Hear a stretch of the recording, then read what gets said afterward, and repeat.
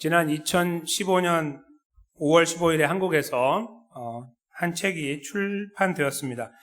책 제목은 여기 스크린에 조금 작게 나와 있지만 교회가 세상에 소망을 말할 수 있을까라는 제목이었습니다.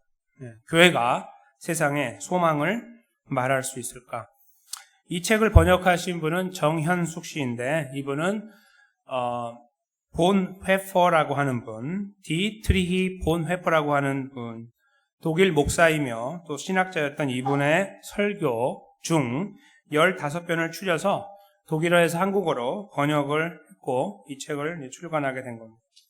설교 중 한 편 제목이 바로 교회가 세상에 소망을 말할 수 있을까입니다. 그래서 그 제목을 책의 제목으로 삼아서 번역해서 출간하게 됐습니다.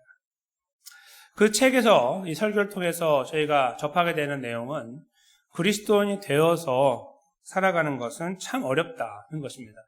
그러나 그것을 포기하면 안 되고 그 삶에 대해서 계속 도전을 받으면서 그리스도인의 그 자리를 지켜나가는 것이 복되다라는 것이 골자입니다. 그러므로 현실 속에서 현실을 도피하지 말고 현실 안에서 그리스도인다운 모습을 지켜내기 위해 주님을 의지하며 살자라는 그런 기치를 드러내고 있는 것이죠. 본 회퍼라는 사람이 살던 시대가 도대체 어떤 시대였기 때문에 그가 이런 설교를 하고 이런 책을 썼을까요? 본 회퍼가 살았던 시대는 2차 세계대전이 발발했던 시대입니다. 그는 1906년에 독일에서 아주 독실한 기독교 집안에서 출생해서 어렸을 때부터 그런 분위기에서 성장을 하게 됩니다. 하나님은 그에게 아주 놀라운 지혜를 주셨습니다. 거의 천재와 같은 똑똑한 지혜를 갖고 있어서 21살, 그러니까 1927년 그가 21살 되었을 때 베를린 대학에서 신학 박사 학위를 취득했습니다. 겨우 21살에. 그리고 3년 뒤에 이제 베를린 대학에서 교수로 재직할 수 있는 자격을 획득하게 됩니다. 그가 잠시 그 이후에 미국에 유학을 해서 이제 뉴욕에 있는 유니온 신학교라고 하는 곳에서 잠시 머물고 배우기도 하고 가르치기도 하는 시간을 갖다가 독일로 들어가게 됐는데 왜 들어가게 됐냐면 독일이 1933년 1월 30일부로 히틀러의 손에 넘어갔기 때문이에요. 히틀러가 독일을 장악한 건 1933년 1월 30일이었기 때문에 이제 그런 상황 속에 독일이 이제 이상하게 가고 있고 가뜩이나 교회다운 역할을 하지 않고 있는 상황들을 그가 듣고 그의 마음이 도저히 미국에 남도록 하지 않았던 거예요. 내가 지금 독일에 돌아가지 않으면 나는 앞으로 전쟁이 끝난 다음에 독일에 가서 아무 말도 할 수 없는 사람이 될 거다라고 스스로 하나님 앞에서 양심을 챙겼어요. 그래서 위협을 무릅쓰고 미국에 있으면 아주 편안하게 살잖아요. 그렇죠? 여기는 전쟁이 없으니까. 그런데 그렇지 않고 고국에 돌아가서 후학들을 가르치는 일을 하고 심지어는 히틀러 암살단에 함께 가입을 해서 히틀러 암살하는 일들에 매진을 했다가 체포돼서 결국은 교수형을 당하게 되는데요. 1945년에 거기까지 이르기까지 그가 최선을 다해서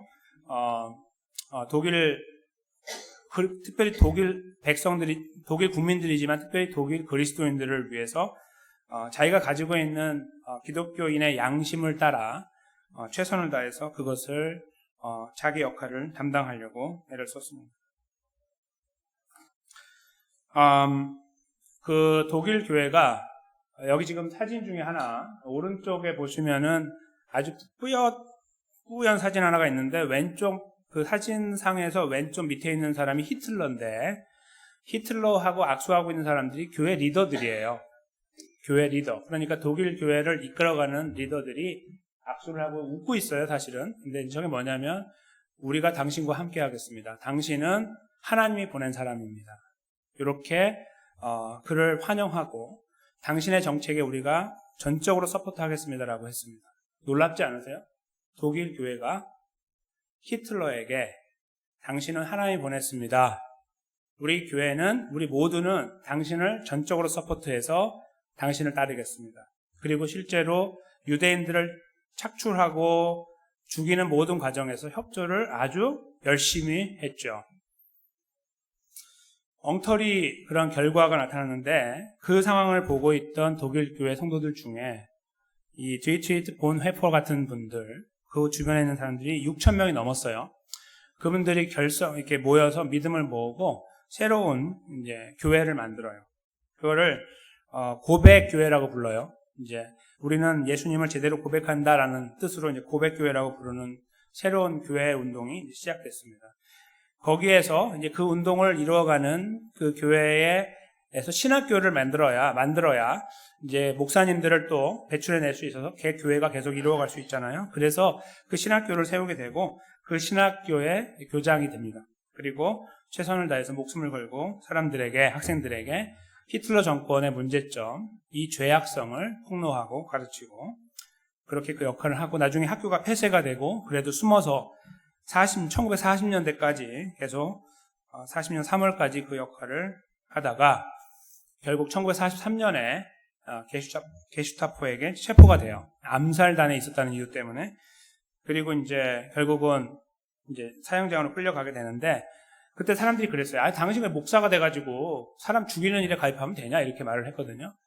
거기에 이제 그분이 답변이 이렇게 됐습니다. 만일 미친 사람이 대로로 자동차를 몰고 간다면 목사로서 나는 그 차에 희생된 사람들의 장례식을 치러주고 그 가족을 위로하는 것으로 책임을 다했다고 할 수 있겠는가? 만일 내가 그 자리에 있었다면 자동차에 뛰어올라 그 미친 사람의 손에서 핸들을 빼앗아 버려야 하지 않겠는가? 이렇게 답변했어요. 답변 멋있죠? 네. 미친 사람 누굽니까? 히틀러죠. 그를 암살하는 것에 대해 전혀 죄책감이 없습니다. 제가 이 글을 읽으면서 준비하면서 생각해봤어요. 저는 어떻게 할 것인가. 제가 이만큼 용기는 없지만 이분의 그 항변에 저도 동의할 것 같다라는 생각을 했어요. 동의를 했습니다. 사람 죽이는 게 잘못일까? 글쎄요. 여러분의 답변은 어떠십니까? 여하튼 이분은 그런 하나님 앞에서 양심을 가지고 자살단에 들어가서, 자살단이 아니고 이 암살단에 들어가서 암살하는 일들을 도모하다가 그렇게 교수형을 당하게 됐는데 1945년 4월 9일인데요. 그날은 한 달 정도만 지나면은 이제 그 나치 정권이 무너지었거든요. 그러니까 조금만 버텼으면 이제 더 후대에 큰 일들을 했을 것 같은 그런 느낌을 받는데 하나님의 뜻이 거기까지였죠. 근데 그가 사형장에 끌려갈 때 주변 사람들에게 나 이제 죽습니다. 어떡하죠? 이렇게 말한 적이 없고 이렇게 말했어요. 이제 끝입니다. 그러나 이것은 새로운 삶의 시작이기도 합니다. 이렇게 간단하게 말을 남기고 떠났어요. 그가 갖고 있던 믿음의 근저에는 뭐가 있었냐면 하나님이 세상을 통치한다. 지금 보이지 않지만 우리가 지금 이렇게 이상한 나라로 가고 있고 세상이 망가져가고 있으나 하나님은 통치한다는 믿음. 둘째, 이 세상이 모든 것이 아니다. 저희가 말씀 속에 매번 나누는 거죠. 이 세상이 모든 것이 아니고 여기에 우리 승부를 여기서 거는 게 아니다라는 그 믿음을 갖고 있었어요. 그래서 죽음이 두렵지가 않았던 거예요.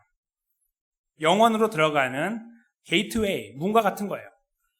그는 그렇게 바라보면서 의연하게 형장의 이슬로 사라지게 됐습니다. 그런데 그가 하나님의 부름을 받기 전에 이제 선한 능력으로라는 시를 마지막으로 썼는데 제가 잠깐 읽어드리겠습니다. 이것은 나중에 찬양으로 이제 이렇게 만들어지기도 했는데요. 주 선한 능력으로 안으시네. 그 크신 팔로 날 붙드시네. 절망 속에서도 흔들리지 않고 사랑하는 주 얼굴 구하리. 선한 능력으로 일어서리. 주만 의지하리 믿음으로. 우리 고대한 해 주 오실 그날 영광의 새날을 맞이하리. 이전의 괴로움 날 애워싸고 고난의 길을 걷는다 해도 주님께 모두 맡긴 우리 영혼 끝내 승리의 날을 맞으리. 주님이 마신 고난의 쓴 잔을 우리도 감사하며 받으리. 주님의 남은 고난 채워가며 예수와 복음 위에 살리라. 그리고 아까 선한 능력으로 일어서리라는 건 후렴구로 그렇게 불려지게 됩니다. 이 믿음의 사람의 이 걸음을 놓고 후대 사람들은 독일의 양심, 독일 그리스도인의 양심이었다 이렇게도 별명을 지었습니다.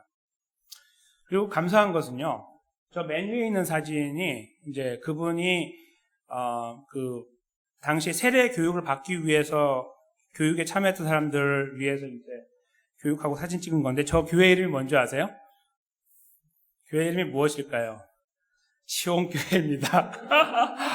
이야, 제가 그래서 참 너무 감사하고 감격이 되고 우리 교회가 저런 교회로 방향을 잡아야 되겠구나 그런 생각을 했어요. 물론 방향 잡고 있지만 저만이 아니고 우리 모두가 이런 의연한 그리스도인이 돼야 되겠다는 생각을 다시 한번 했습니다. 시온교회 잠깐 담당하셨지만 저기에서 저렇게 후대 그리스도인들에게 진정한 그리스도인의 양심을 심어주면서 그 걸음을 걸었던 사람이죠. 우리가 성경을 이렇게 들여다보면 매번 이렇게 훌륭한 분들만 기록이 돼 있으면 저희가 이렇게 바라보면서 도전도 되고 때로는 주눅이 들겠지만 그래도 도전이 되고 성경을 읽으면서 느낌이 역시 성경은 달라라는 생각을 할 거예요. 근데 저희가 지지난주부터 살펴왔던 이 요나의 행보를 보면 심상치 않고 그 다음에 그가 이제 이루어갈 걸음들을 저희가 들여다보다 보면 아주 여러모로 실망하게 되는 일들을 많이 발견하게 될 것인데 이제 오늘 이렇게 훌륭한 그리스도인의 모습을 담지 않은 성경의 인물의 이제 행보를 만나게 돼요. 저희가 이것을 가볍게 읽으면 안 되는 것이 이 문학적인 표현 하나하나는 굉장히 섬세하게 돼 있어요. 섬세하게. 그래서 그걸 저희가 이렇게 한두 번, 몇 번을 이렇게 읽어내면 그 안에서 뜻이 더 드러나요. 한 번 읽고 끝나시지 마시고 그 안에서 이것이 표현하고 있는 것이 무엇인가를 발견하는 즐거움이 생기거든요. 근데 그것은 지적인 즐거움이 아니고 우리의 가슴을 치는 즐거움으로 바뀌게 됩니다. 저희가 과연 요나는 왜 이 회포와 같은 그런 성숙한 그리스도의 모습을 갖고 살지 못했을까? 그가 오늘 이렇게 보여주는 이 우스꽝스러운 모습은 우리들에게 무슨 이야기를 하려고 하는 것인가?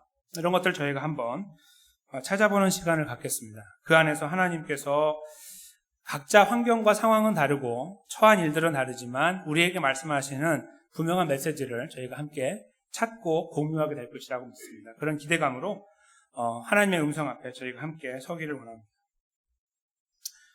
오늘 이 4절에 이제 시작하는 4절에 보시면 여호와 하나님께서 대풍을 대작했다, 대풍을 만드셨다 이제 그런 표현으로 시작을 하는데 3절에서 시작하는 내용을 넘어서 4절을 왔잖아요. 근데 원래 3절에서 저희가 봤던 거는 요나가 욥바로 내려갔더니 때마침 다시스 가는 배가 있었다고 말씀드렸던 걸 기억하시고 그래서 거기에 성과를 주고 올랐다는 말씀으로 마무리가 됐던 것을 기억하실 겁니다. 그런데 이 4절에서는요. 그래서 이렇게 시작할 수도 있잖아요. 근데 원래 저희 이 한국어 성경에는 잘 표현이 안 됐지만 원래는 그러나로 시작이 돼요. 그러니까 분위기가 반전이 되는 거예요. 이제 그렇게 얼씨구나 하고 배에 딱 올랐거든요. 아유, 이게 배가 딱 있네 하고 딱 탔는데 그러나 이렇게 시작하면서 이 분위기를 확 반전시키고 있는 거예요.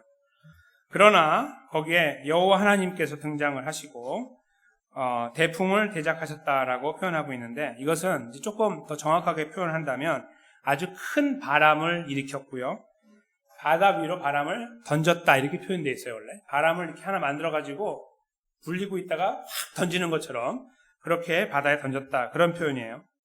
그랬더니 바다에서는 아주 큰 폭풍우가 생겼다 그런 말이에요. 폭풍우가 생겨서 비가 내리고 이 파도가 쳐서 배가 이제 걷잡을 수 없이 움직이게 됐고 오늘 한국말 표현에 보면 배가 거의 깨어지게 됐다. 이제 파손하게 생겼다는 것입니다. 이제 그것이 오늘 처음 등장하는 이 분위기예요. 그 지중해 지역에 이런 폭풍들, 대풍이 대작하는 일들이 이제 이때부터 있어 왔던 것 같아요. 전부터 있었겠죠. 하나님 만드신 다음부터 이제 하나님께서 만드셨으니까요. 근데 이때 이후에서 시간이 한참 지나서 이제 예수님 시대로 올라오면 예수님 시대 지나서 이제 사도들의 시대로 넘어왔을 때 유라글로라고 하는 광풍 이름이 한번 성경에 나와요. 사도행전 27장 14절에 바울이 배를 타고 가는데 이제 배가 파손하게 된 이유가 된 바로 그 큰 광풍을 만나서 배가 부서지게 되거든요. 아마 그런 종류의 바람이었을 것 같아요. 이제 배가 맞으면 그냥 부서지는 이제 그런 상황 속에 요나와 그 이름 없는 뱃사공들과 또 다른 승객들이 지금 처하게 된 겁니다. 거기에서 이제 배를 컨트롤하는 사공들이 두려워했다라고 5절에 기록하며 각각 자기 신을 부르고 또 배를 가볍게 하려고 그 가운데 물건을 바다에 던졌다라고 기록합니다. 이 부분을 읽으실 때 많은 분들이 별로 의심 없이 읽으실 겁니다. 그렇죠? 지금 배가 곧 침몰할 것 같으니까 배를 가볍게 하자. 제가 배에 대해서 잘 모릅니다. 뱃사람이 아니라서. 그렇지만 혹시 배에 대해 좀 아시는 분이 계시면 생각 한번 해보십시오. 배는 이렇게 어려운 시간이 되면 오히려 무거워야 안전합니다.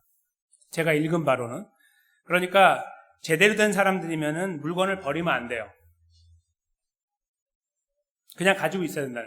배가 더 무거워야만 그나마 안전하지, 버리면 푹 해가지고 확 뒤집어지는 거죠. 배가 확 너무 가벼우면. 근데 여기서 지금 이 배에 그 가운데 물건을 바다에 던졌다라는 말을 저희가 읽을 때에, 왜냐하면 성경에서 배를 가볍게 하려고 써있기 때문에 그런가 보다라고 읽는 거예요. 저희가 지식이 없기 때문에 하겠지만 아마 지식이 있으신 분들은 이거 잘못했다라고 말씀하실 거예요. 이상하다 이거. 원래 배를 가볍게 하면 안 되는데 이렇게 생각하셔야 되거든요. 그러니까 배를 가볍게 하려고 라는 이 표현 뒤에 나오는, 그러니까 배를 가볍게 하라고 하는 이 말은요, 원래 이제 저희가 이 써있는 히브리어로 읽으면 그 배라는 이 무언가를 가볍게 하려고 한 건데, 그 무언가가 배냐 아니면 지금 만난 위험이냐, 이 두 가지로 해석이 가능해요. 그런데 상식적인 사람이라고 하면 절대로 물건을 버릴 리가 없죠. 그러므로 그분들이 물건을 버렸다는 것은 배를 가볍게 하려고 한 것이 아니고 그들이 만난 이 위험을, 죽음 앞에 있는 이 위험을 가볍게 하기 위해서 이거를 바다에 던진 거예요. 왜요? 그들의 신들에게 이것을 제물로 드린 거죠. 나중에 이것은 더 확연하게 드러나요. 이것이 왜 제물이었는지. 근데 오늘 본문에는 안 나오지만 나중에 이제 알게 됩니다. 일단은 그래서 자기 신을 부르고 나서 그걸로 부족한 거예요. 뭔가 드려야죠. 그렇죠? 뭔가 입에 넣어줘야 그 신들이 만족하면서 뭔가 생각을 바꾸어서 이 위기를 극복하게 해줄 거 아니에요. 그렇죠? 그들이 그 수많은 신들, 자기네가 갖고 있는, 그래서 자기 신들의 이름을 부르며 불러서 던졌을 가능성이 많아요. 그래서 정확하게 이해한다면 배를 가볍게 하는 게 아니고, 배를 가볍게 해서 더 위기가 될 수는 있으나 더 큰 것을 얻기 위해서, 즉 자기 신들에게 제물을 드려서 그들의 노여움을 사고, 그래서 이 위기를 극복하기 위한 수단으로 삼아 그 물건들을 던졌을 것으로 보는 것이 더 정확하다 생각합니다. 그런 난리가 지금 저 배 위에서 벌어지고 있는데, 이제 5절 중간부터 보시면 다시 그러나가 나왔어요. 저 위에서 지금 사람 죽내라고 고함치고 있는데 여기는 다른 일이 벌어지고 있는 거예요. 조용하게. 뭐냐면 요나가 등장을 해요. 배 밑층에 내려가서 누워 깊이 잠이 들었다. 이 표현을 잠깐 보시면, 배가 이렇게 있으면 밑층으로 이렇게 아래로 내려가는, 그래서 이제 배가 그래 좀 컸을 거예요. 큰 바다를 항해하게 되기 때문에 지중해를 항해하니까 큰 배였을 것이고, 그러니까 지하가 있을 건데 아래층이. 근데 여기에 원래 정확한 표현은 뭐냐면, 이렇게 지하를 내려가잖아요. 아래층에. 그러면 내려가서 거기 대충 어디에 있는 게 아니라 아래층이 아니고요. 내려가서 저 구석을 말해요. 원래 표현이. 그러니까 이 내려가신 다음에 저기 구석, 제일 먼데. 그래서 사람들로부터 제일 멀 뿐만 아니라 누구로부터 제일 멀까요? 그가 지금 두렵게 그러나 과감하게 버리고 온 하나님을, 그 눈을 피하고 싶은 중심, 그것을 여기서 보여줘요. 그래서 그 행동으로 그는 내려가서 대충 그 언저리에 앉아있던 것이 아니라 저기 구석에, 제일 구석, 어떻게 하든 제일 구석으로 들어간 거예요. 거기에 갔다는 뜻이에요. 근데 그래서 그가 도망가고 있는 이 도망자의 모습이 여기서 드러나는 뿐만 아니라, 둘째로는 아주 피곤했어요. 그 피곤한 이유는 저희가 잘 모르지만 나중에 알게 되겠죠. 근데 굉장히 피곤했어요. 스트레스가 굉장히 많이 몰려왔던 것 같아요. 그래서 육신이 피곤하니까 여기에 보면 누워서 깊이 잠이 들었고, 배가 그렇게 흔들리고 있고 사람이 난리가 났는데도 깨지 않을 정도라면 엄청나게 깊이 잠이 든 거예요. 거의 그냥 기절한 거죠. 그 정도로 잠이 들었어요. 이 엄청난 스트레스, 그게 어디서부터 오는지 모르겠지만 아마 하나님의 명령이었겠죠. 거기서부터 온 스트레스와 자기가 이 부담을 안고서 하나님을 등지고 떠났던 이 모든 과정들에, 여기 뒤가 굉장히 힘든, 그렇죠? 여기서 뭔가 갑자기 한 대 맞을 것 같은 그런 상황인데, 그 아주 불안하게 짝이 없는 상황들을 다 뒤로 하고 와 있는 자기. 그 얼마나 힘들겠어요, 몸이. 정신이 힘드니까 얼마나 힘들겠습니까? 그래서 여기서 그렇게 마치 기절한 것처럼 잠을 잔 거예요. 이 히브리어로 보면 여기서 잠을 잔다는 말은요, 창세기 2장에 하나님께서 아담을 잠재우셨잖아요. 하와를 만드실 때 그 깊은 잠, 마취를 하는 것처럼 잠재우셨던 바로 그런 상황과 똑같은 단어를 써요. 그러니까 잠자는 말이 계속 나오잖아요. 근데 이 잠자는다는 말은 달라요. 그러니까 무슨 말이냐면 이 사람이 잠자는 거는 정말 마취당해서 자는 것처럼 잤다는 뜻이에요. 세상 모르고 잘 정도. 난리가 났고 저기서 총이 터지고 포가 터져도 모르는 그런 잠을 말하는 거예요. 그러니까 그의 그 굉장히 서글픈 심정, 상황들을 표현하고 있는 거예요. 그것이 뭔지는 모르지만 그런 거. 저희가 이렇게 그 어떤 굉장히 복잡한 일을 만났을 때에 현실을 도피하고 싶을 때 말이죠. 그런데 어디로 온 것보다 소리가 안 들리는 곳으로 가고 싶고, 그다음에 빛이 없는 곳으로 가고 싶고, 누군가로부터 연락받지 못하는 곳으로 가고 싶어요. 그렇죠? 전화도 다 끊고 어딘가 더 깊숙한 곳이면 좋잖아요. 그런 거예요. 그리고 그러다 보면은 그 잠이 너무너무 고나게 자게 되죠. 아주 달게 자게 돼요. 거기에서 이 쉼을 얻게 되는 거죠. 너무너무 힘드니까. 마치 죽을 것 같으니까. 그렇죠? 지금 이 요나의 모습에 이 잠을 자는 모습은 바로 그런 것들을 저희들에게 여과 없이 보여주고 있는 거예요. 얼마나 힘들었을까. 저는 요나를 지금 동정하는 게 아니고요. 그렇게 힘들었다라는 현실만을 드러내드리고 있는 것입니다. 그런데 그런 가운데 선장이 왔어요. 아마 리스트를 보고서 사람 수술을 세워보고 이제 막 난리가 나서 다 위에 올라왔을 텐데 카운트 해보니까 하나가 비어서 찾아봤겠죠. 아니면 사람 시켜 찾은 다음에 본인이 내려왔을 거예요. 그래서 그에게 이르되 자는 자여 어찌 미뇨 이렇게 이야기를 합니다. 이것에 원래 이제 이것도 조금 제가 자꾸 다른 번역을 말씀드려 죄송하지만 이게 원래 조금 더 잘 저희들에게 와닿는 의미로 바뀐다면 어떤 말이냐면 영어로 What are you doing? 이거예요. What are you doing? Sleeping? 이런 말이에요. 지금 뭐 해요? 요는 빼야 되겠죠. 지금 뭐 해? 자냐? 이런 거예요. 이런 상황에서 자냐? 이거예요. 그러니까 그게 더 정확한 표현이에요. 원래 이게 표현이. 그러니까 자는 자요 이렇게 부르는 게 아니고요. 지금 이 상황에서 자 이런 말 제가 할 거 아니에요. 그거 똑같은 말이에요. 내려와서 보자마자 아마 한 대 쳤을지도 몰라요. 굉장히 지금 이 말도 안 되는 상황에 지금 모두가 힘을 합해서 살까 말까 하는 상황에 자고 있는 걸 보고서 견디지 못해 화를 표출한 거예요. 너 뭐하냐? 자고 있어 지금? 이렇게 말한 거예요. 그러면서 바로 명령을 내려요. 우리랑 같이 좀 해줄래요? 이런 말이 아니라 명령을 내려요. 일어나! 이렇게 말해요. 네? 이렇게 일어났겠죠? 너 믿고 있는 너 신한테 지금 기도해. 이렇게 두 번째 명령을 해요. 여기 6절에 보시면은 하나님께 구하라 그런 말이 있잖아요. 이거는 원래 신께 구하라로 바꿔야 돼요. 하나님을 말하는 게 아니에요. 정확하게. 그러니까 지금 여기에는 지금 다신교, 모든 신들을 갖고 있는 여러 사람들이 섞여 있고 그 사람들이 다 자기 신을 향해서 부르짖고 있는 거예요. 그러니까 이 선장이 여기서 했던 말은 뭐냐면 야, 네가 믿는 신이 뭔지 모르지만 너도 신 하나 있을 거 아니야. 네가 믿는 신한테 기도해. 그렇게 말한 거예요. 그래서 여기 원래 하나님이라고 쓰면 안 돼요.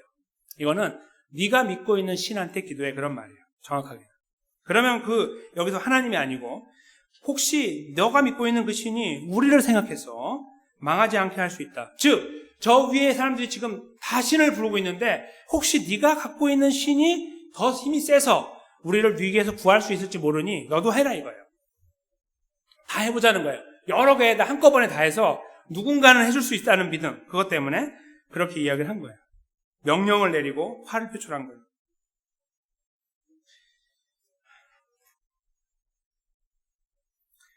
그 다음에 이제 그가 올라왔어요. 이제 끌려서 올라왔겠죠. 이렇게 붙잡혀가지고. 그래서 위의 상황을 이제 본 거예요. 이제 이게 막 난리가 났잖아요. 막 배가 흔들리고 있고 사람들이 막 기도를 막 고함을 치고 있고 물건을 다 던져졌고 막 이런 가운데 있을 거 아니에요. 그렇죠? 거기에서 사람들이 모여요. 여기가 이제 굉장히 이 본문에서 중요한 부분인데 사람들이 이렇게 모이잖아요. 배가 지금 가라앉게 생긴 상태에서 이게 가능하다고 생각하세요? 사람들이 모여가지고 하는 말이 제비를 뽑자는 거예요. 제비를 지금 뽑아서 뭐해요? 그죠? 근데 제비를 뽑아서 이 재앙이 누구로부터 우리에게 왔는지를 알자. 그렇게 사람들이 또 그 말에 동조를 하고 제비를 뽑아요. 그러니까 지금 죽겠는데 우르르 모여갖고 당시에 제비 뽑는 거는 돌에다가 색깔을 칠해가지고 이렇게 양쪽으로 해요. 예스 아니면 노로 이렇게 뽑았다고 그래요. 그래서 던져갖고 하나씩 딱 잡아갖고 딱 올려봤을 때 이제 색깔로 하는 건데 요나가 뽑혔어요. 지금 요나가 원래 갖고 있던 그 역할이 뭐냐면 하나님의 메시지를 갖고 하나님의 그 말씀을 전달하는 자의 역할을 해야 되잖아요. 근데 그걸 버려버리고 깊이 숨었어요. 그렇죠? 하나님부터 멀리 떨어져서 숨어서 있었는데 이 과정이 저에게 보여주는 거는 하나님의 위대하심인데 말도 안 되는 일들을 하나님이 하시는 거예요. 지금 이 배가 지금 가라앉게 생긴 상황에서 사람들이 이런 짬이 어떻게 생겨요? 근데 그 짬을 내서 일단 한 명을 뽑는 거예요. 뽑는다고 해결돼요? 안 될 수도 있잖아요. 근데 한 명을 뽑으려고 하는 이런 것들. 그래서 결국은 요나를 뽑는 거는 하나님이 요나를 뽑는 거죠. 사람들을 통해서 요나를 뽑는 거예요. 그 다음에 왜 뽑아왔는지는 그 다음에 나와요. 그 다음에 뭐라고 하냐면 사람들이 너 도대체 누구냐 이렇게 말하죠. 너 보니까 우리하고 다른 이방인인데 너 유대 사람 같은데 너 누구야? 라고 물어보고 이것도 굉장히 우스운 거예요. 뭐 물어봐요? 그냥 지금 어떻게 할지를 해야 되는데 물어보고 그 다음에 이야기를 해요. 질문이 다양해요. 보면 무슨 일 때문에 이 일이 발생했는데 네가 말하라. 그 다음에 두 번째 너 생업이 뭐냐? 네 잡이 뭐냐? 너 어디서 왔냐? 너 고국은 어디냐? 너 어느 민족이냐? 이런 것들을 물어보는 거예요. 이 질문들이 뭘 지금 요청하는 거냐면 요나가요. 이 배에 탈 때 자기를 숨겼잖아요. 자기를 완전히 숨기고 그냥 탔어요. 그래서 저 밑에 사람들의 눈도 없는 저 깊은 곳에 가서 있었단 말이에요. 대화하기도 쉽지도 않고 배도 안 고프고 그렇죠? 그런데 지금 여기 올라오더니 자기 옷을 하나씩 벗는 거예요. 사람들 앞에서 나체가 될 때까지 자기를 다 벗는 거예요. 하나님 이렇게 만드는 거예요. 자기는 숨었는데 아무도 자기는 모르잖아요. 근데 갑자기 끌어내더니 제비를 뽑아서 사람 딱 지적하더니 그 사람이 옷을 다 벗기고 있는 거예요. 하나님이 이 과정을 통해서 그 옷을 벗기는 것은요 요나를 부끄럽게 하려고 하는 게 아니고요. 요나가 도대체 너가 도대체 누군지를 아느냐? 이걸 물으시는 거예요.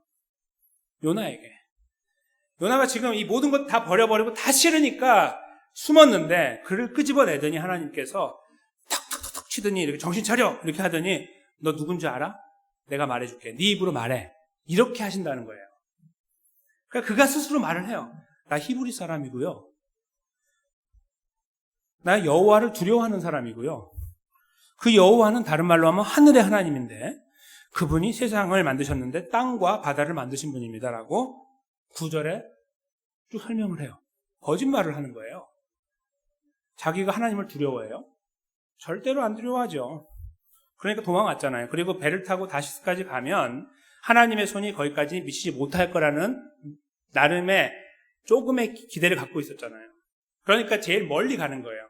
당시 유럽 아시아에서 볼 때 이제 아시아의 끝자락이니까 거기서 볼 때에는 다시스가 세상 끝이에요. 아직 저쪽이 없으니까 그렇죠? 거의 유럽의 끝이니까 거기까지 가면 이제 끝이야. 거기는 아무도 오지 않아요. 제가 말씀드렸잖아요. 범죄를 저지른 사람들이 숨으려고 하는 어떤 나라 그런 거와 같은 거예요. 그런데 자기를 이야기하는 거예요. 사실 저는요 히브리 사람이고요. 저 유대인이고요. 저는 하나님을 두려워하고요. 안 두려워하는데 그리고 저는 하나님은요 하늘의 하나님이고 그분은 바다와 땅을 만들었습니다. 이 말을 왜 했을까요? 지금 우리가 처한 문제를 해결할 수 있는 분이 바로 하나님이라는 걸 말하고 싶은 거예요. 지금 이 바다에 문제가 있잖아요.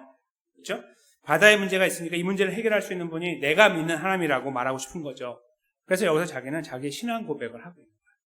하나님은 그의 입에다가 이 말을 넣어서 그로 하여금 다시 고백하게 만들어요. 자기를 숨기고 아니라고 하려고 했는데 하나님이 그걸 발가벗기더니 다 드러내서 스스로 그 고백을 함으로 자기가 누구인지를 스스로에게 말하게 하는 거예요. 자기 귀에다가. 아, 그렇지. 내가 그런 사람이었지라고 말하게 만들어요. 내가 원래 하나님 두려워했었지. 그런 거겠죠. 지금 하나님 두려워하지 않으니까, 숨었으니까. 그러나 지금 이 말을 통해서 스스로 그래 내가 원래 하나님 두려워했었어. 나 하나님 사랑했고 하나님 나 사랑하셨지. 이런 것들을 이 말을 통해서 하나하나 다시 기억해내는 거예요. 놀라운 장면이죠.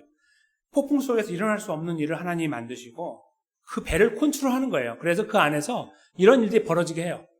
그래서 그 안에서 결국 끝자락에 갔더니 자기가 옷을 확 벗고 있는 거예요. 사람들 앞에서. 모두가 자기를 볼 수 있도록. 그리고요, 오늘 본문에 이 9절에는 말이 없지만 10절을 보니까 거기에 더한 말이 뭐냐면 사실은요, 이렇게 하면서 10절에 내가 여호와의 낯을 피해서 여기까지 도망왔습니다. 이것을 말했던 거예요. 그러니까 이 폭풍우가 나 때문에 생긴 거라는 것을 이제 암시를 한 거죠. 나중에 그렇게 말을 하지만. 그러니까 사람들이 반응이 뭐예요? 죄송합니다. 아이씨, 왜 그랬어? 이렇게 말하는 거예요. 이게 그런 말이에요. 하필 네가 왜 그랬고 여기 탔어? 너 때문에 우리 죽었잖아. 이렇게 되는 거예요. 그런 말을 한 거예요. 그게 이 표현이에요. 그게 뭐냐면 성경에 부드럽게 썼죠. 내가 어찌하여 이렇게 행하였냐. 이렇게 말했지만 원래 말은 이렇게 된 거죠. 그래서 그렇게 해서 이 안타깝고 처절한 마음을 요나에게 확 표현한 거예요. 어찌할 수 없는 상황. 그래 탔는데 어떻게 해요, 그렇죠? 이제 끝났으니 어떻게 해요? 라는 그런 상황들을 이렇게 표현한 거예요. 원래도 표현은 뭐냐면 그들이 아주 큰 두려움을 가지고 두려워했다고 돼 있어요. 이런 말 잘 안 쓰잖아요. 두려움을 가지고 두려워했다 이렇게 써 있어요. 원래는. 그러니까 그들이 아주 두려워했다가 아니고 아주 두려워했다. 이제 죽었다, 이거 죽었다. 네가 그랬어? 근데 네가 믿는 신이 바다도 다스려? 다 죽었네. 끝났네. 이렇게 된 거예요. 그 말이 이 10절의 표현이다. 이렇게 이제 보시면 되겠습니다. 근데 여기에서요, 아까 9절에 표현하고 있는 나는이라고 하는 말, 나는 히브리 사람이요라고 하는 나 있잖아요. 이게 강조로 쓰였어요. 그러니까 이게 한국말로 한다면 이거예요. 그가 대답하되 히브리 사람입니다. 나는 이렇게 말하는 거예요. 이 순서를 바꾸면 어떻게 되죠? 강조가 되잖아요. 육지와 바다를 지으신 하늘의 하나님을 경외합니다. 나는 이렇게 말하는 거예요. 그래서 나를 굉장히 강조하고 있는 거예요. 아까 서두에 말씀드렸던 독일 사람들이요. 이제 나치에게 투항하고 거기를 적극적으로 지원했던 잘못된 그리스도인들의 이 갖고 있던 생각 중에요. 자기가 자기를 뭐라고 불렀냐면 나는 독일 그리스도인을 이렇게 말했어요. 진짜 우스꽝스럽게 짝이 없죠? 똑똑한 사람들인데, 그죠? 자기들을 말하기를 나는 독일 그리스도인이라는 거예요. 저기 영국에 사는 사람은 영국 그리스도인이고 미국은 미국 그리스도인이고 나는 독일 그리스도인. 완전히 헛소리를 한 거죠. 그죠? 거기서 했던 나는 독일 그리스도인이라고 했던 그 말하고 여기 거의 비슷한 거예요. 여기서 지금 하고 있는 말. 즉, 그래서 네가 뭔데? 지금 여기서 나는 히브리인이고요. 나는 하나님을 경외하고요. 그렇게 입만 뻥긋뻥긋하면서 말하는 걸 지금 이 요나가 여기서 하고 있는데, 그건 마치 독일 그리스도인들이 나치에 추종하면서 그들을 서포트하면서 사람 죽어나가는 것을 박수치면서, 그렇죠? 하나님의 뜻이라고 헛소리를 하면서 있는 모양하고 다를 바가 없는 거예요. 무슨 하나님을 두려워해요? 근데 자기들은 나는 독일 그리스도인이야. 그럼 다 지옥 가야겠네요. 그렇죠? 네, 그런 어떤 식의 고백을 가지고 했던 것처럼 여기에 지금 이 요나는 아주 엉터리 고백을 하나님께 드리는데 거기에서 끝나는 것이 아니라 이것이 자기 귓속에 이렇게 계속해서 울렸을 거예요. 그 마음을 더 힘들게 만드는 말씀으로 말이에요. 이것이 오늘 저희가 읽은 이 본문을 들여다보는 내용입니다. 근데 아까 제비를 뽑는 과정을 한번 다시 연상해 보세요. 원래는요, 제비를 뽑아서 어떤 신의 뜻을 구해요. 사람들이 당시에. 뭐 요즘에도 그렇게 하는 사람도 있잖아요. 근데 그렇게 했는데 원래 진짜 이 요나가 믿고 있는 하나님이 진짜 하나님이면 어떻게 해야 되냐면요.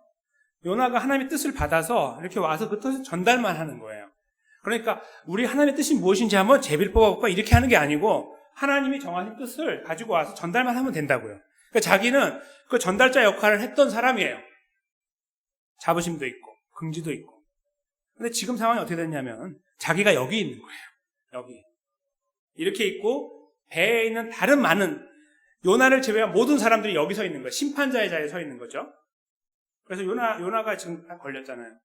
너 뭐 했어 도대체? 이렇게 말하는. 여기서 사실은 제가요. 이렇게 말하고 있죠. 원래 이 사람이 했다는 역할은 하나님의 명령을 받고 뜻을 받아서 전달할 때의 그 권위를 가지고, 그렇죠? 자기의 목에 힘을 들하는 게 아니라 그 하나님의 놀라운 권위를 가지고 메시지를 전달하는 거룩한 역할을 했던 사람이에요. 그거를 버려버렸을 때에 그가 처한 상황, 하나님이 드라마처럼 만들어서 그를 딱 던져버린 상황은 뭐냐면 그들 앞에 빌 붙어가지고 거기서 사실은요 제가 이렇게 말하는 아주 허접한 존재로 전락하고 만 거예요. 그것이 오늘 본문에서 저희가 읽어내는 요나의 변화입니다. 비참함이에요. 조금 더 저희가 다르게 본다면 하나님 백성의 비참함이 이 본문 속에 드러납니다. 배에 타고 있던 사람들이 말했던 거, 하필 여기 탔어 했던 말. 왜요? 요나가 이 배에 올 때 무엇을 가지고 왔기 때문에요? 재앙을 갖고 왔잖아요. 재앙. 요나는 재앙 덩어리였어요. 너가 여기 와서 우리 다 죽었다. 너 때문에 여기 이를 악물고 하는 말 있잖아요. 너 때문에 이런 거 있죠? 너 때문에 우리 죽었어. 너 같은 재앙 덩어리가 여기 굴러 들어와서 우리가 죽었어. 너 이거 어떻게 책임질 거야? 이런 상황. 원래 그 사람은 재앙 덩어리가 아니고요. 복 덩어리였어요. 하나님의 뜻을 전달하고 생명의 메시지를 전달해서 사람들이 그 뜻을 따르게 해서 하나님 백성으로 서게 만드는 사람이었고 그 일들을 이루어가기 위해 그 역할을 담당함으로 보람을 느끼고 감사를 경험하는 사람이었다는 거예요. 복 덩어리였죠. 복을 전달하는 사람. 근데 지금은 무엇을 전달해요? 재앙을 전달해요. 자기가 재앙을 갖고 왔어요. 다 죽게 만들었어요. 자기만 죽으면 되는데 괜히 이 배에 타가지고 우리 모두를 죽게 만들었어요. 재앙 덩어리가 됐어요. 어쩌면 그 배 안에 사람들에게 서서 있잖아요. 여러분들 사실은 이런 어려운 가운데 있을 때 우리가 하나님을 찾아야 됩니다. 이렇게 말을 해야 되고요. 자기가 이제 도망가는 게 아니고 하나님이 다시스로 가라고 하셨다고 할 때 만약에 전제한다면 그 배에 타고 다시스 가다가 이런 문제가 되면 어서 뛰어 올라와서 사람들에게 여러분들 걱정하지 마세요. 내가 믿는 하나님이 이렇습니다라고 정확하게 말하고 안심시키고 함께 기도하고 그래서 잔잔케 만들어 나가는 역사를 해야 될 사람이죠.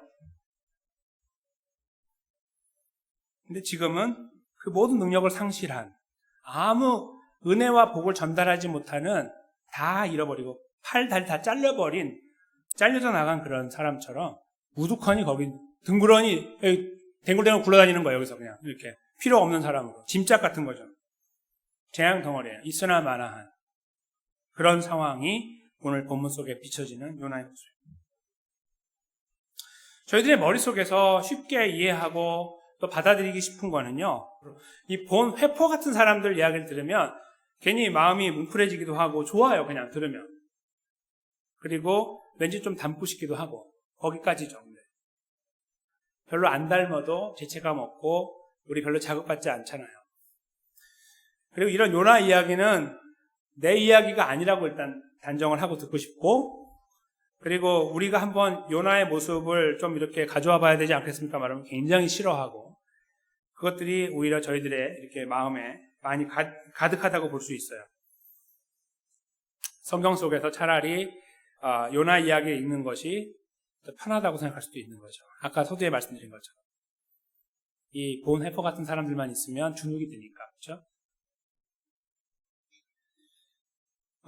그런데 저희가 가지고 있는 이 신분을 한번 생각해 볼 필요가 있어요. 요나가 억지로 잊어버리려고 했던 거. 예레미야 29장 11절에 하나님께서 하나님 백성들 향해 주신 말씀이 있어요. 오늘 여기 스크린에 나와 있는데 예레미야 29장 11절입니다. 하나님께서 하나님 백성들을 향한 뜻은 이렇다라고 말씀하시는데 한번 한 목소리로 읽어보겠습니다. 나 여호와가 말하노라. 너희를 향한 나의 생각은 내가 안 하니 재앙이 아니라 곧 평안이요. 너희 장래에 소망을 주려 하는 생각이라. 아멘. 하나님께서는 하나님의 백성들을 향해서 재앙을 퍼붓는 그런 존재가 아닌 그들의 여건이 어떠하던 관계없이 하나님의 은혜를 붓고 그들을 불쌍히 여겨 회복하는 역사들을 이루어왔습니다. 역사 속에서. 이 말씀을 계속 지켜오셨어요. 근데 그것이 언제 정점을 찍었냐면 지금으로부터 2000년 전에 예수 그리스도께서 이 땅에 오셨을 때 그 십자가 위에서 정점을 찍으신 거예요. 마침표를 찍으신 거죠. 더 이상 다시는 그 일을 할 필요가 없는 마지막 작업을 십자가에서 이루셨어요. 무엇을 위해서요? 재앙이 아닌 평안과 소망을 주기 위한 일, 그것을 완성하셨다는 말이에요. 즉 저희가 당해야 되는 그 재앙의 자리에 예수 그리스도가 대신 오셔서 그 모든 재앙을 다 부둥켜 안고 십자가에 띄워두셨다는 거예요. 마치 불구덩이와 같은 그 자리에. 그러니까 우리가 재앙 덩어리였고 우리가 재앙 그 자체였는데 하나님 앞에서 예수님이 오셔서 재앙의 문제를 해결하기 위하여 그 모든 재앙을 떠안고 십자가에 투신하신 거예요. 예수님께서 거기에 십자가에서 찍히시고 3일 만에 부활하시는 과정을 통해 이 재앙의 문제가 해결된 거예요. 예레미야 29장 11절 말씀이 완성된 거예요. 더 이상 필요가 없게 어떻게 해요? 평안과 소망으로 바뀌었어요. 그 결과를 저희가 다른 말로 바꾼다면 구원이고 좀 다른 말로 바꾸면 영생입니다. 하나님의 나라이기도 하고 하나님 백성이 되었다는 신분이기도 한 것이죠. 바로 그것을 위해 예수님께서 재앙 덩어리의 자리에 오셨어요. 다른 말로 바꾸면 스스로 재앙 덩어리가 되신 거예요. 그 모든 재앙을 떠안는, 재앙으로 똘똘 뭉친 우리 모든 재앙을 한 몸에 담당하신 재앙 덩어리가 돼서 십자가에 돌아가신 것입니다. 그래서 이 사실을 이해하고 있는 본 회포라는 사람은 주변의 상황들의 변화와 가능성에 자기 자신을 맡기지 않고 이 말씀에 자기를 맡겼던 거예요. 그것을 그 앞에 서서 위대하신 하나님을 기억하고 인정하고 살려고 했고, 그리고 자기 자신을 온전하게 그들 앞에 드러내는, 그리고 참된 그리스도의 복음을 나누기 위한 걸음을 걸었던 거예요. 저는 여기서 본 회포를 닮으시다라고 말씀드리고 싶지 않습니다. 그렇다고 요나를 닮자고도 말씀드리고 싶지 않습니다. 저희는 누구를 닮아야 될까요? 예수님을 닮자고 말씀드리고 싶습니다.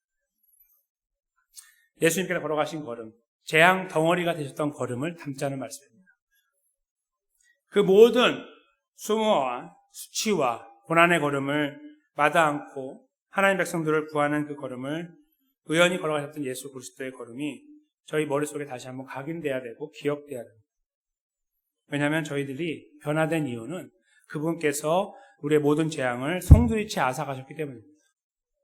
우리는 더 이상 재앙의 문제로 고민하고 힘들어하는 존재가 아니라 어떻게 하면 하나님 백성답게 살 것인가를 고민하는 새로운 존재가 됐기 때문입니다. 바로 그 사실을 알고 있을 때 자연스럽게 이렇게 하지 말라고 해도 하나님의 은혜를 추구하고 그 앞에서 하나님의 인도하심을 의지하면서 하나님 백성의 걸음을 걸어 나갈 수 있게 되는 것이죠. 근데 그 자리가요, 마치 이 요나가 하나님의 말씀을 듣고 어디 다른 길로 가는 것처럼 저희가 때로는 그렇게 벗어날 때가 있음을 염두에 두어야 될 것입니다. 너무 힘들어서 그래요. 그러니까 저희만 들여다보고 제 편에서 이해하면 이해가 되는 거예요. 오죽했으면 그랬겠어. 이렇게 저희가 이해하잖아요. 그렇죠? 저 사람이 오죽했으면 저렇게 힘들어하겠어. 이렇게 표현하는 거예요. 요나가 오죽했으면 거기서 잠을 저렇게 잤겠어. 이런 거. 왜요? 그 삶이 너무 힘들었기 때문에. 근데 오늘 본문은 그것을 지원하고 있는 게 아니고요.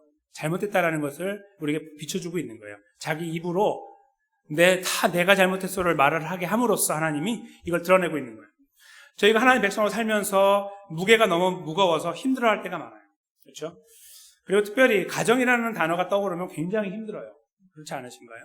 교회라는 단어가 떠오르면 일주일에 한 번이기 때문에 대충 어떻게 하든 일을 하고 넘어갈 수 있는데, 물론 그래도 안 되겠지만, 그러나 가정이라는 것은 일주일에 6일이 아니고 7일이잖아요. 그렇죠? 그 안에서의 하나님 백성의 모습, 우리가 갖고 있는 복 덩어리의 모습, 즉 재앙 덩어리가 아니고 복 덩어리의 모습을 가지고 살아가야 되는 그 존재, 바로 그 존재가 우리 안에서 확인될 때 우리는 힘들다는 거예요. 말하는 거, 행동하는 거에도 힘들고, 내가 좋은 아버지인가, 좋은 그리스도인 아버지인가, 좋은 그리스도인 어머니인가, 좋은 그리스도인 자녀인가? 좋은 그리스도인 부모인가? 좋은 그리스도인 형제인가? 좋은 그리스도인 사촌인가? 이런 것들을 생각하다 보면 숨이 탁탁 막혀온다는 거예요. 그래서 어떤 경우는 이렇게 좀 머릿속에 왔다 갔다 하다가 잘라버리고 그냥 버려버리고 싶을 때가 있어요. 그렇죠? 저기 밑에 들어가 저기 어디 구석에 가서 다 덮어버리고 싶어요. 그냥 눈 감으면 안 보이고 안 들으면 생각 안 나니까 이런 거 있잖아요. 사랑하는 성도 여러분, 저를 포함해 우리는 그런 가운데 있는지 모르나 오늘 본문의 말씀은 이렇게 말씀하시는 거예요. 거기에 그렇게 머물지 말라는 거예요. 우리는 그런 존재가 아니라는 거예요. 그렇게 힘없게 그냥 무너져 내려갔고 저기 숨어 있어야 되는 존재가 아니고 하나님께서 우리를 구원하여 우리를 복덩이로 만들었고 은혜 덩어리로 만들었고 구원 덩어리로 만들었다 하는 사실을 너 알고 있니? 너 입 열어서 말해봐! 라고 요나에게 하신 것처럼 우리에게 그렇게 요청하고 계시면 우리를 격려하기 원하신다. 우리를 일으키고 싶으신 거예요. 거기 그렇게 머물러서 forever 그냥 갈래요. 조용하세요 하나님. 이렇게 하지 말고 하나님 나를 좀 불쌍히 여겨주세요. 내가 이거밖에 안 되네요.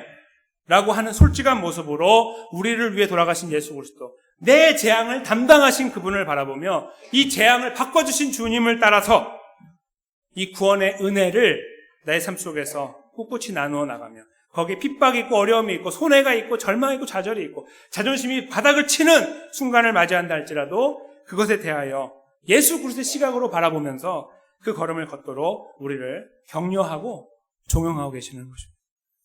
사랑하는 성도 여러분, 우리 하나님 백성의 걸음 참 어렵습니다. 여러 가지 돌아볼 때마다 더 많이 힘들어집니다.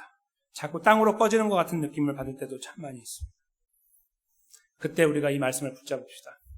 우리를 재앙 덩어리에서 은혜 덩어리로 바꿔주신 예수 그리스도, 우리를 더 이상 재앙 덩어리로 살지 않게 하시고 그렇게 쪼그라들어서 어디를 가든지 나 그리스도는 아니에요, 몰라요 이렇게 살지 않고 그 자리에 책임감 있게 살 수 있도록 우리를 격려해 나가시는 주님을 붙잡으면서 우리가 걸어야 될 이 걸음을 맡겨드리면서 우리가 함께 믿음으로 서로 격려하면서 아름다운 하나님 백성의 걸음을 걸어 나가시지 않으시겠습니까?